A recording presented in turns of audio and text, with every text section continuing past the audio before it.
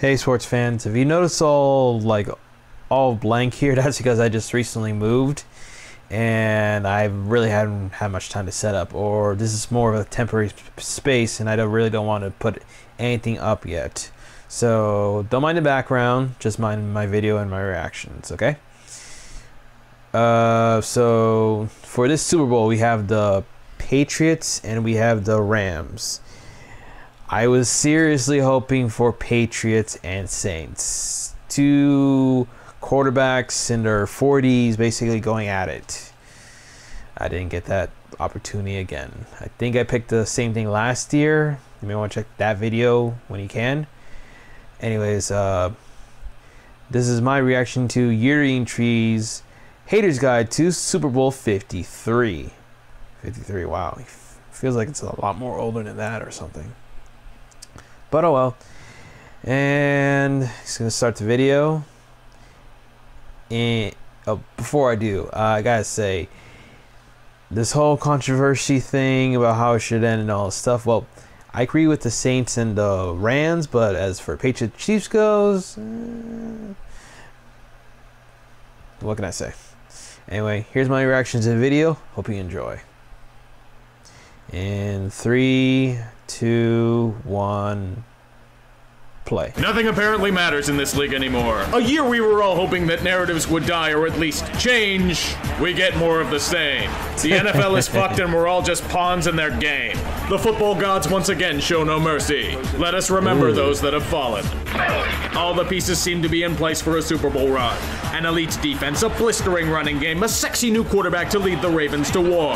There was only one problem. The clock struck midnight on Lamar Jackson. His biggest issue this season has been a rather deadly case of fumbleitis. It hurt them in many spectacular ways. His first half particularly abysmal. As the Chargers sculpted their game plan to force Jackson to throw, Baltimore was so impatient that they were pinning for check down Flacco at halftime. It was a total shit show from the Ravens' standpoint. Even while being dominated, they still had a chance. The Chargers were nearly blowing a 20-point lead as Jackson has a chance to redeem himself. Or fumble again. Boo him all you want, Ravens fans, but he was the main reason you got back in the playoffs to begin with. Pittsburgh dances to your demise. Just like everything Poe loved, your team got tuberculosis and died. Such a tragic end. I knew there was a reason why I couldn't trust you guys, despite the nice run of form you had in the middle of the season. Damning their impressive array of talent throughout the roster, the Texans stuck to their narratives and laid yet another egg in January. The defense tried their hardest to hold the game in check, but by the end of the first half, it was too late. The offense paid homage to Picasso's Guernica, resembling chaos and disarray. Deshaun Watson looked more like a guy that didn't trust his suspect offensive line, underthrowing his receivers repeatedly. DeAndre Hopkins couldn't do much as he was nursing an injury for most of the game. If only it were cast on Marlon Mack as he ran over the aspirations of Houston repeatedly. Or did those get executed by drug cartels again? This is why you don't go on a bender in Tijuana for winter break, Texans.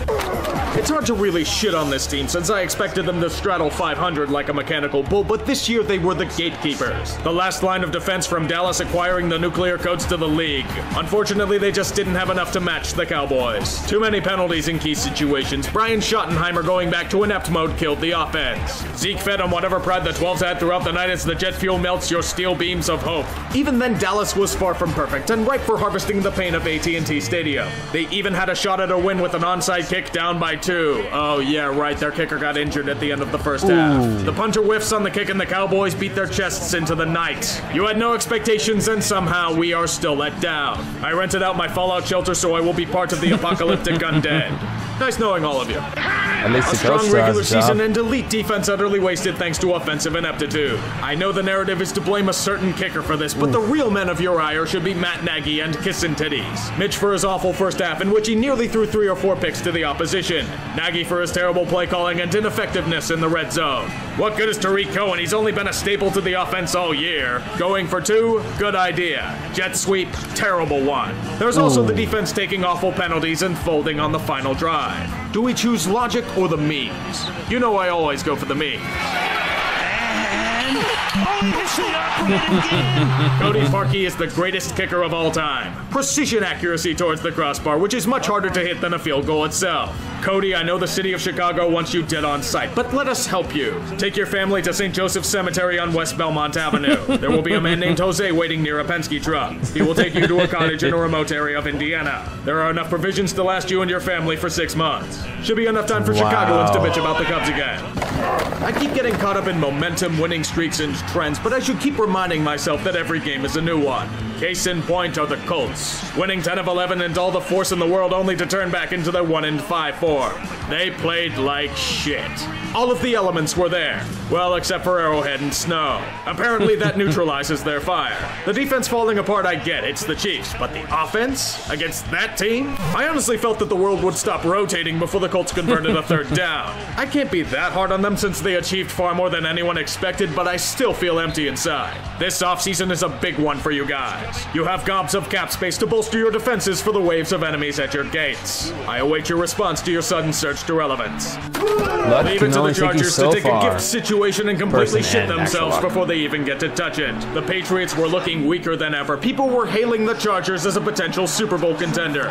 We should have known what happens when we try and place expectations on them. They play us all like a damn fiddle. Just like nearly every other big game in their history, the Chargers marched onto the field and got wrecked. The Patriots looked like they were in prime form. Seriously, when is the NFL going to learn that you don't go into fucking zone D against Tom Brady? He's been picking that shit apart for years. Phillip Rivers' most effective offense was bitching up a storm. To be fair, he got no help from the rest of his team. A game looking mighty interesting on paper was over by halftime.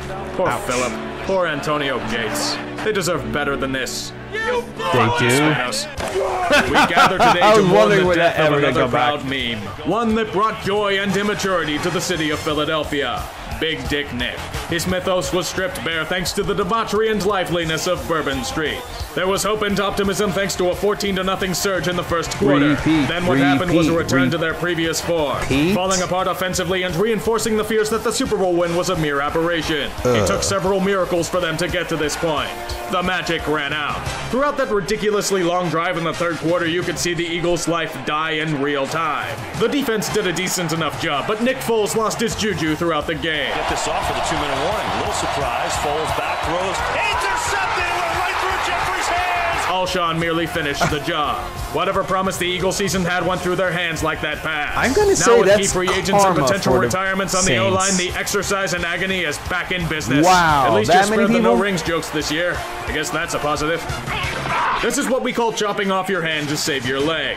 You won a playoff game once again. Good work, but it's probably going to damage you for the long term. Not for your efforts against the Rams. You guys played valiantly, but they were just the better team. It showed all night long, especially with how they jammed your throat in the running game. That is nothing to be ashamed of. What will be is the aftermath of this modest success. Your dreams of a world without clapping will not come to fruition anytime soon. Jason Garrett will be receiving a handsome extension from Jerry Boy for this season. The team will continue to be held back by questionable offensive development as talent carries the way. Once again, I'm going to ask you Cowboys fans, was the playoff win really worth it? All for not making it past the second round yet again. How about them Cowboys? What was it all worth in the end?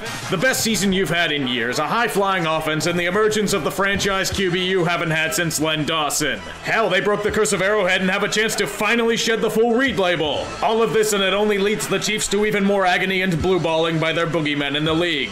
They fall to New England yet again when it matters. You can make the argument that Kansas City was the far more talented team, but they fell flat in too many areas. Terrible first half, completely dominated on both lines and untimely penalties. You want awful ref ball? Well, here's a phantom roughing the passer call. Oh, you got an interception to seal the game. Too bad, because D. Ford wanted to turn into the Steve Bartman of the city. Yes, D. Ford fucked up, but you want to know who fucked up more? The entire defense. This was a testament to full Sutton. How the fuck do you not stop a third and long in overtime at home against the same plays? Unsurprisingly, the piss-poor secondary cost the offense a Super Bowl, but at least Andy Reid has all of his timeouts to hang on to during the offseason. Oh, wait. Let's get one thing out of the way. The Saints got fucking jobbed. I can't even appreciate the rest of this game thanks to the blatant ref ball that's been ruining games left and right the past few seasons. Yeah, it this also was conveniently blatant. allows us to forget about the Saints blowing a 13-point lead in a game they were dominating. Not to mention getting overly aggressive on their final drive and not burning the Rams' timeout. mouths. Instead of talking about these facts, we now get another black eye for the NFL. Pass is incomplete, no flag. Usually I wouldn't blame the refs for a loss, but in this situation it's justified. If they get that call, the Saints burn the clock and they're most likely heading to Atlanta. Instead, the Rams have time to go down the field and kick the tying field goal. In overtime, the Saints choose to kill themselves and get picked on a wounded duck. I can't even give kudos to Greg Zuerlein. It's another great game that's been ruined thanks to horrible officiating. And yes, the Rams had a bunch of missed calls as well. All it does is fuel the fact that ref ball is an epidemic. This is your product, NFL. You honestly deserve it. Ouch. How wonderful. Perhaps 2 great games ruined or at least tainted thanks to ref ball. It just feels so unclean and I can't shake it off of me. Let's just get over to the AFC's contestant. Wait a minute, New England? These guys are supposed to be dead. I saw them decline with my own 2 eyes week after week. They lost their best receiver due to a relapse. Gronk is injured as fuck. The defense is a mess. Brady is rickety and old. The goddamn Miami Miracle. We were so close to celebrating an age where the Patriots weren't a guaranteed slot in the AFC Championship. Even most Patriots fans were expecting the inevitable when the playoffs began. All of us were fooled. I can only describe the return of the Patriots to the Super Bowl as black magic. For a team to look as vulnerable and weak as they had been to suddenly look like the championship contenders of years past, the dark arts is the only logical reason. Let's be real with ourselves. Would we really be surprised if Bill Belichick is a disciple of Ball? Almost 20 years of a juggernaut in New England with 9 Super Bowl appearances. Fuck the Patriots, yes, but I have a weird respect for them. It's how they play as a team. It's how ruthless and meticulous they are in terms of preparation and focusing on details. Tom Brady has always been the engine to their perennial train, but it's always been about the chorus of characters around him. Guys like Gronk, Julian Edelman, Chris Hogan, Philip Dorsett, James White, Cordarrelle Patterson, Rex Burkhead, James Devlin. The new wrinkle to the Patriots offense has been a significant one, however. Sony Michel. A first-round pick of last year's draft, he has been the bell cow back that New England hasn't had in a decent bit. The Pats usually roll with a running back by committee, but Michel has proven his case carry by carry for the organization. Aided by an unsung offensive line that hasn't allowed a sack against Brady this postseason, it's no wonder why this group has had success so far. Defensively, there's been significant turnover, but it's still a group that has developed and been molded in the ways of the evil empire. There are bigger parts like Trey Flowers, Dante Hightower, Stephon Gilmore, and Devin McCourty, but they also rely on unsung heroes to help out. Guys like Kyle Van Noy, Deron Harmon, Patrick Chung, Jason McCourty, and undrafted finds like J.C. Jackson and Jonathan Jones have been asked to play key depth roles as the stakes get bigger. The Patriots may boast the weakest squad in years on paper, and it showed throughout the season, but you have to give them credit for congealing as a true unit at the right time. They've always been about outmaneuvering teams tactically, and that part hasn't declined with age. Even if this may be the last hurrah of the evil empire, we may be witnessing history. Tom Brady has a chance to add more to his case as the GOAT. Super Bowl number 6 between QB and coach. An exclamation point to legacies. And then the rest of America will die as a result of it. Who are the challengers to the AFC regular this season?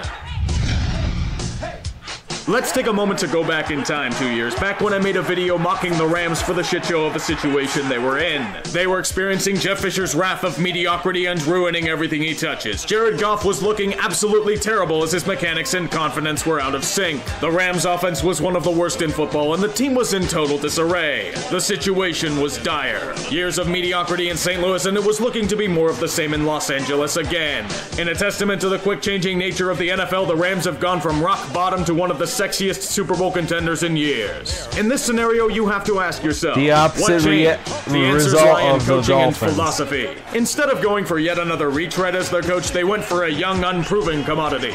An offensive coordinator for the Washington Redskins, Sean McVay. It wasn't really noticed at the time, but it would prove to be the best decision they've made in many years. McVay and the crew he brought in triggered a renaissance, an overhaul of the toxic culture under Fisher and a brand new offensive identity focusing on aggression and innovation. No longer would the Rams be conservative. They would do everything in their power to put points on the board. Instead of going for 3, they would try for 7. They became the second coming of the greatest show on turf. In this time frame, Jared Goff has gone from alarmingly bad to the guy they traded a haul to the Titans to draft. Comparing him from his rookie film to now is looking at 2 different quarterbacks. His footwork and mechanics are much more consistent. He's not wildly inaccurate. He's throwing the ball with confidence and assertiveness. He has blossomed into the captain that the Rams need to go to the next level. I'll give this guy all the credit in the world for turning his career around, and I have been eating shit ever since that video video came out for it. If I had $1 for every time someone said that video aged poorly, then I probably would have enough for a new PS4. This may be able to afford the extension that the Rams gave their marquee running back Todd Gurley this past offseason. Maybe not, but he's always been a key component for this offense to thrive. Even with his brilliance, Gurley has been quiet this postseason. As of late, it's been a different running back at the top, C.J. Anderson, who's logged some flight miles this year, going from Carolina to never playing a snap for the Raiders to being signed by the Rams after a string of injuries. With the performances he's put on, it's as if he's regained the form he had in Denver and then some. In the passing game, the Patriots get to see an old friend, Brandon Cooks. He was acquired by New England last season in the hopes of a breakout year, but he never really did. Cooks would show flashes but fail to thrive. He was traded to the Rams in the offseason for a first-round pick, given an extension, and has fit the offense in LA like he did in New Orleans. So far, it's been a good return for them.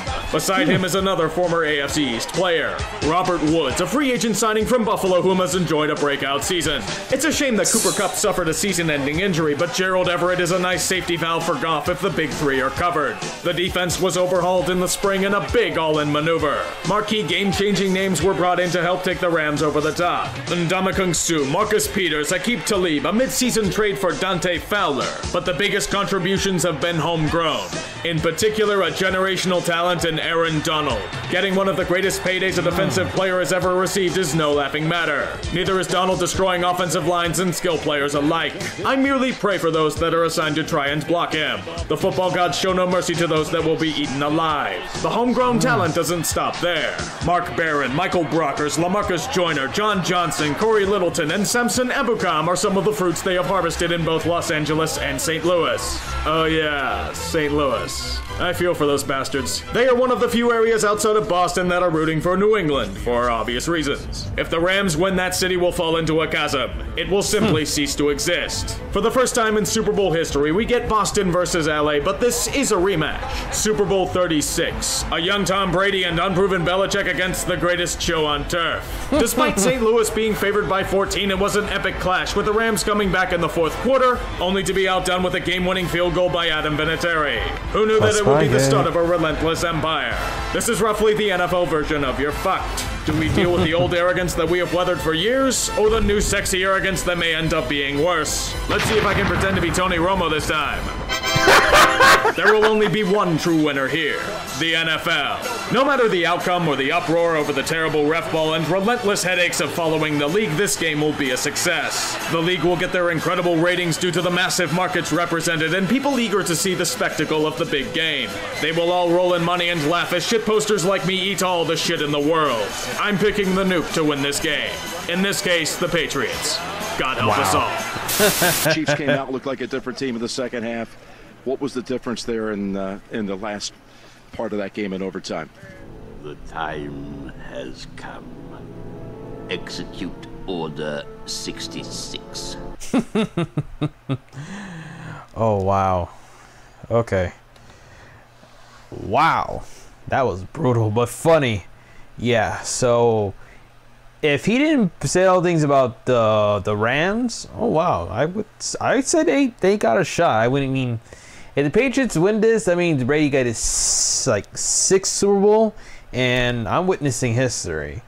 If he doesn't, then I have to wait another year to witness history. I mean, yes, Patriots win all the time, boo-hoo, but at least either hate them or love them. I will always hate them for when they face the Dolphins, but you know, or yes, I'm a bad man. I'll admit that, but come on, either hate them and you know they win and be miserable all the time, or join the bandwagon, like, you know, have some fun.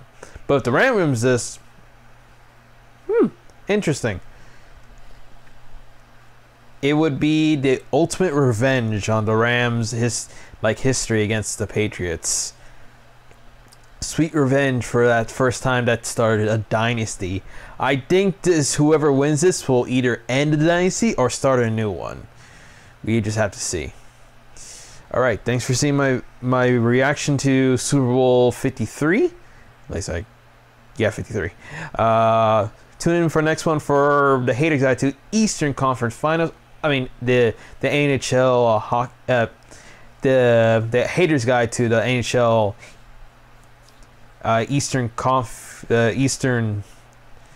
Conference version. Sorry about that. I was like Unscripted, you tend to jumble your words. And I can't wait to hear what he says about my cats. Oh, that's going to be a terrible video. Thank you very much. Bye.